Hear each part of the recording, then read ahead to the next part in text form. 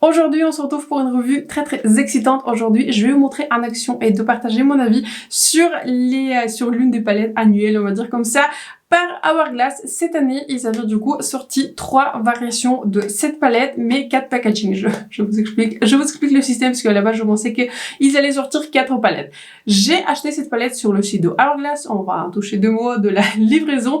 Et ils avaient sorti du coup 3 variations. Il y a la variation avec la méduse, qui était la variation du coup prévue pour des personnes qui ont la carnation la plus claire. La variation un tout petit peu intermédiaire avec les léopards. Je crois que ce sont des léopards, ce sont pas des tigres, ce sont des léopards. Et du coup, j'avais pris la variation la plus foncée. Cette variation, à l'origine, elle venait du coup avec le packaging avec le serpent. Mais je vous dis sincèrement, le packaging avec le serpent, je suis plutôt indifférente en fait au serpent. Je suis pas trop peur des serpents, mais en fait, c'était pas le packaging qui m'a parlé le plus.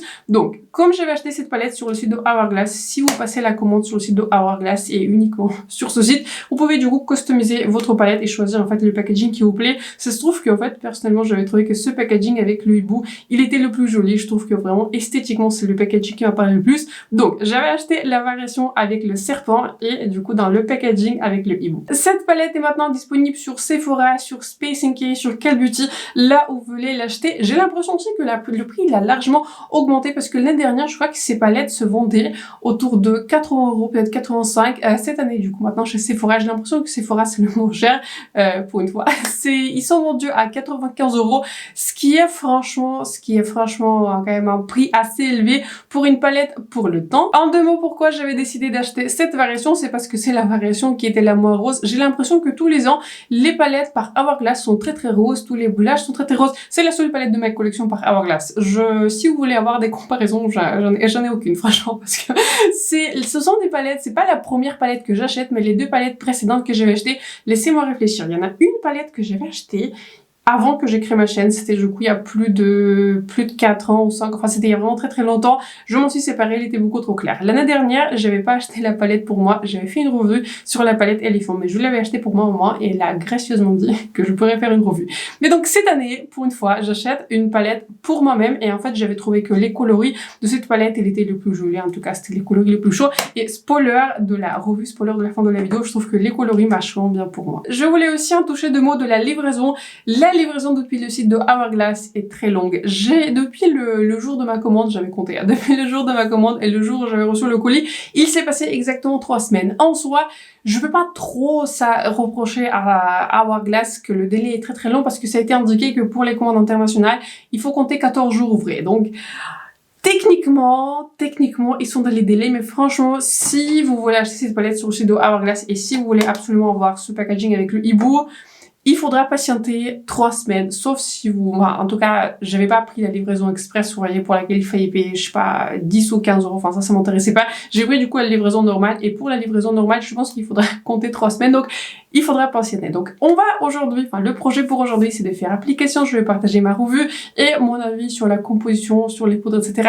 de cette palette. Donc avant de passer à la vidéo, n'hésitez pas à vous abonner à ma chaîne et de me laisser un like, c'est important pour moi, pour ma chaîne. Donc sur ce, c'est parti pour la revue de la palette Serpent / packaging hibou de Hourglass. Bienvenue dans la partie démonstration de cette très jolie palette par Hourglass. Je l'ai dit, c'est la palette avec le serpent, mais comme je l'avais commandé sur le site de Hourglass, j'ai le packaging de hibou, parce que voilà, celui-ci m'apparaît le plus. Donc, je vais vous montrer en action tous les produits. J'ai déjà, comment dire, mon ressenti, j'ai déjà mon avis sur tous les produits, parce que c'est maintenant la 3e ou 4e fois que je l'utilise. Donc, on va utiliser toutes ces couleurs sur les joues et sur les yeux. Je vais commencer par le bronzer qui s'appelle Solar Bronze et je vais le prendre du coup sur mon pinceau Morphe avec Ariel. Comme vous pouvez voir, je n'ai appliqué aucun produit crème pour vraiment vous montrer le rendu en fait tel qu'il est des couleurs et franchement j'appréhende un tout petit peu l'application de ce bronzer parce que je vous dis sincèrement je ne l'aime pas. Je ne l'aime pas. Je trouve que en fait la couleur, je pense que vous pouvez voir, la couleur de ce bronzer est vraiment très spéciale. Je suis plutôt étonnée en fait pourquoi ils avaient choisi cette couleur pour cette palette en fait qui est censée convenir à des personnes qui ont une carnation on va dire light, medium plus, mais surtout si vous avez un sous-ton qui est chaud. Dans cette palette, en tout cas dans cette variante de la palette, le bronzer en fait a des sous-tons qui sont rouges. Donc, dites-moi dans les commentaires si vous avez acheté cette palette, en tout cas cette variation, et vous avez testé le bronzer. mais je vous dis sincèrement, je pense que je vais bien sûr réutiliser cette palette parce que spoiler, pour le reste des produits, je trouve que les tons sont très très jolis, mais ce bronzer, vous voyez, je trouve que au niveau de l'application, j'ai vraiment du mal et je trouve qu'il s'applique pas de manière assez facile et pas de manière assez homogène. J'ai l'impression aussi qu'il s'accroche en fait là où je pose le pinceau, et en fait de manière générale je trouve que le ton n'est pas très très joli, mais en même temps je me demande vraiment comment ce bronzer pourrait marcher pour quelqu'un qui a une carnation beaucoup plus foncée que la mienne, parce que en fait le ton de ce bronzer n'est pas très foncé. En fait c'est pas du tout un bronzer qui est foncé, mais c'est juste que le sous-ton il est rouge, et franchement je ne suis pas du tout fan sur ma carnation. J'ai l'impression que j'avais fait un meilleur travail de ce côté là que de ce côté là. Franchement je ne sais pas pourquoi j'avais poudré mon teint de manière égale des deux côtés, et tant qu'on y est, j'ajoute cette couleur en tant que fard à paupières, parce que je me suis dit je vais comme ça vous montrer aussi en action cette palette sur les yeux, et je pense que même sur les yeux vous pouvez voir il y a un petit sous-ton rouge qui ressort. Ce n'est pas un sous-ton qui est rose, ce n'est pas un sous-ton qui est gris, ce n'est pas du tout un sous-ton qui est vous voyez, jaune, doré, orangé, c'est vraiment un sous-ton rouge à cette couleur, et je trouve que vraiment en termes de choix de couleur, je ne sais pas, je trouve que c'est vraiment pas ma couleur préférée. On passe maintenant au blush, et dans cette palette, il y a en fait 3 blushs. Celui-ci, du coup, c'est un blush qui est ultra lumineux. Je l'avais utilisé une fois, franchement, je trouve que sur ma carnation, sur ma peau, j'ai l'impression que c'est un blush qui est vraiment très lumineux, limite pailleté, et il a tendance à vraiment souligner les pores. Donc voilà, je vais l'appliquer vraiment en parcimonie, et surtout pas sur la zone en fait de mes pores ici. Et je vais vous montrer du coup en action ces deux blushs. Pareil, ces deux blushs, ils sont très similaires. Quand je fais les swatchs, franchement, j'arrivais pas en fait à voir les différences. Il n'y a aucune différence. C'est uniquement si je le swatch vraiment sur les doigts, je peux à peine voir la différence. Il y en a un qui est un tout petit peu plus chaud, plus correct, celui-ci. Celui-ci, il est un tout petit peu plus froid, un peu plus foncé. Mais vraiment sur les joues, je vais vous montrer du coup les deux blushs, mais ils sont vraiment extrêmement similaires. Par contre, ces deux blushs rosés, ils sont vraiment très jolis. Autant je vous ai dit, le blush le plus lumineux, il est vraiment très lumineux. Ces deux blushs rosés, ils sont vraiment magnifiques. Autant je peux vous dire que je suis pas de manière générale la plus grande fan en fait des blushs qui sont rosés, mais ces deux blushs en fait en termes de texture, de luminosité, ils sont vraiment magnifiques. Là, ces deux blushs, bien que voilà, en termes de couleur, c'est plutôt similaire, mais je trouve que vraiment la texture, l'application, le rendu, le fini, ça rattrape vraiment tout. Je prends maintenant l'autre couleur qui s'appelle Mystic Flush sur un autre pinceau, et j'applique ce blush de l'autre côté. Voici ce que les deux blushs donnent des deux côtés, et là franchement je vous mets au challenge de me dire si ce blush pour vous sont différents. Pour moi ce sont des blushs qui sont identiques. Là sur les joues je vois aucune différence. Les deux blushs sont plutôt rosés. J'ai l'impression que de ce côté-là, la couleur elle est juste un tout petit peu plus foncée. De ce côté-là, la couleur elle est juste un tout petit peu plus claire, un peu plus chaude. Mais ça, il faut vraiment le savoir. Si je ne savais pas que j'ai deux blushs différents en fait sur mes joues, franchement j'aurais pas dit. Je prends maintenant le dernier blush sur un autre pinceau, et c'est la couleur s'appelle du coup Sunbeam. C'est la couleur du coup la plus chaude. C'est une couleur qui a des notes orangé, un tout petit peu jaune, etc. C'est une très jolie couleur, mais je pense que je vais l'appliquer limite en tant que highlighter, et je vais les mixer aux autres blushs parce que c'est vraiment une couleur qui est super lumineuse. Il faut vraiment utiliser cette couleur avec parcimonie parce que c'est une couleur qui est vraiment impigmentée. Et elle est vraiment très lumineuse. Franchement, je pense qu'on pourrait utiliser cette couleur limite en tant que highlighter parce qu'elle contient vraiment beaucoup de luminosité. Et quand je mixe cette couleur du coup un peu plus orangée aux deux autres blushs, ça fait juste en fait réchauffer le reste des blushs. Mais voilà, par elle-même aussi c'est une couleur qui est très jolie, mais vu qu'elle est ultra lumineuse, franchement je ne vois pas trop l'utiliser toute seule. On passe maintenant à l'highlighter qui se retrouve par ici. Il s'appelle, du coup je suis en train de regarder, il s'appelle Infinite Strobe Light. C'est un highlighter aussi qui est très lumineux. Il n'est pas du tout pailleté, mais c'est un highlighter qui est vraiment puissant. J'aime beaucoup cet highlighter, je trouve qu'il est vraiment réflectif, je trouve qu'il est vraiment très joli, mais en même temps il souligne pas vraiment la texture, etc. C'est un highlighter qui va se voir, c'est un highlighter qui se voit, ça se voit que, en tout cas je vois que je porte un highlighter, mais en même temps c'est un highlighter qui reste en fait relativement naturel, et je l'ai vraiment bien aimé appliquer sur les autres blushs, pas forcément sur les blushs de cette palette, mais par lui-même aussi je le trouve vraiment très joli. Je viens de prendre un tout petit peu de blush orangé pour vous montrer vraiment la couleur. Vous voyez la couleur elle est vraiment orangée, très lumineuse, et je viens d'appliquer comme ceci sur mes deux paupières. Et pour mon coin interne, je reprends du coup la couleur d'highlighter qu'on vient d'appliquer et je la mets dans le coin interne et sous mon sourcil.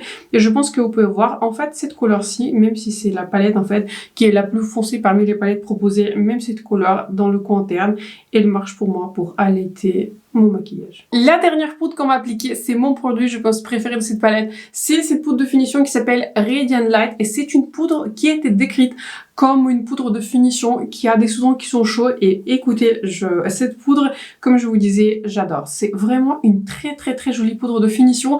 Et à chaque fois que j'avais acheté auparavant, du coup, les années précédentes, les palettes par Hourglass, à chaque fois, j'avais l'impression, en fait, que les poudres de finition avaient tendance à me blanchir, en fait, le temps. Parce que soit le sous-ton était trop rose, soit ils étaient trop clairs. Là, je trouve que c'est la première fois que je vais trouver une poudre de finition par Hourglass qui me blanchit pas le temps, qui n'est pas, enfin, qui ne contraste pas en fait avec mon teint, qui ne contraste pas avec mon sous-ton.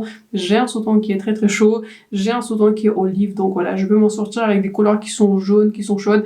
C'est une poudre vraiment de finition parfaite. Je pense que ça sera du coup le produit que j'utilise le plus, en tout cas cette poudre de finition, le highlighter et les deux blushs rosés. Je pense que ce sont les produits que je vais utiliser le plus. J'adore cette poudre. Je trouve qu'en fait c'est une poudre vraiment qui diffuse les traits sans vraiment ajouter des paillettes. En fait, elle ajoute juste une très belle luminosité que vous l'appliquez sur la zone de contour de l'œil, surtout le visage, pour estomper le reste des produits. Vraiment, cette poudre de finition, j'adore. Je vais retenir cette teinte. Si un jour je la termine, je vais me voir acheter en fait un full set de cette poudre de finition parce que je la trouve vraiment magnifique. Voici le maquillage final avec cette palette Hourglass pour le visage et également pour moi aujourd'hui.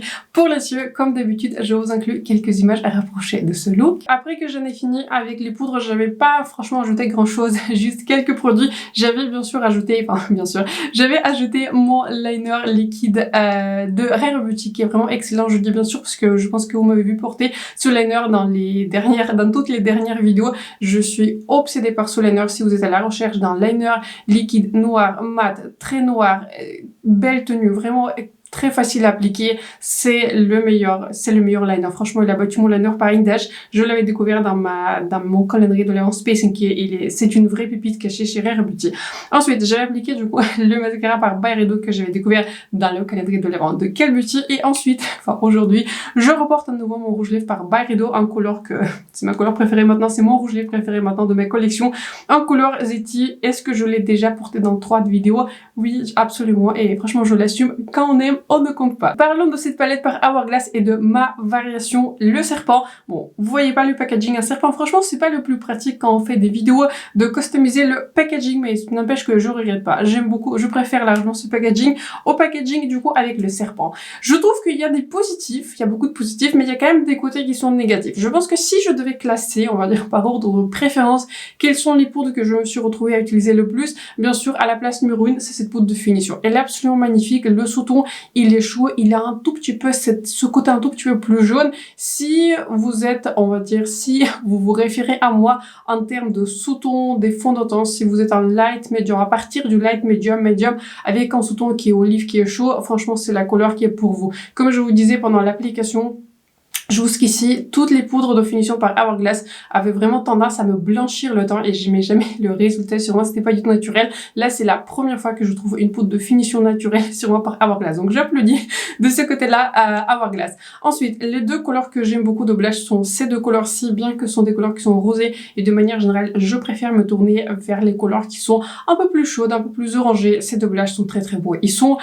Ils vous estompent en fait la texture, ça donne vraiment un fini flawless, sans effort. Ces deux blushs sont magnifiques. Je vous avoue que j'aurais bien aimé que les deux couleurs se différencient un peu plus parce que vraiment, bon, j'arrive pas du tout à voir la différence. Pour moi, j'avais appliqué quasiment les mêmes blushs, mais n'empêche que en termes de texture, en termes d'application, je trouve que ces deux blushs sont excellents. Et ensuite, j'aime beaucoup en fait cet highlighter. Cet highlighter, j'avais un tout petit peu peur qu'il soit un tout petit peu trop foncé pour moi, mais je trouve que franchement, ça marche en tant que highlighter sur ma carnation. Donc encore une fois, si vous avez une carnation similaire à la mienne ou plus foncée, je trouve que c'est un très joli highlighter. C'est un highlighter qui a des touches bronze, des touches qui sont dorées. Donc si vous tournez vers ce genre de couleur, je pense que vous allez vraiment aimer cet highlighter. Mes deux produits, on va dire les mots préférés de cette palette, c'est ce joli blush. En fait, c'est un blush qui est très très joli. Vous voyez sur les yeux, j'adore ce genre de couleurs qui sont chaudes, orangées. Ce sont vraiment mes couleurs go-to si je sais pas trop quoi faire. J'applique en général ce genre de couleurs.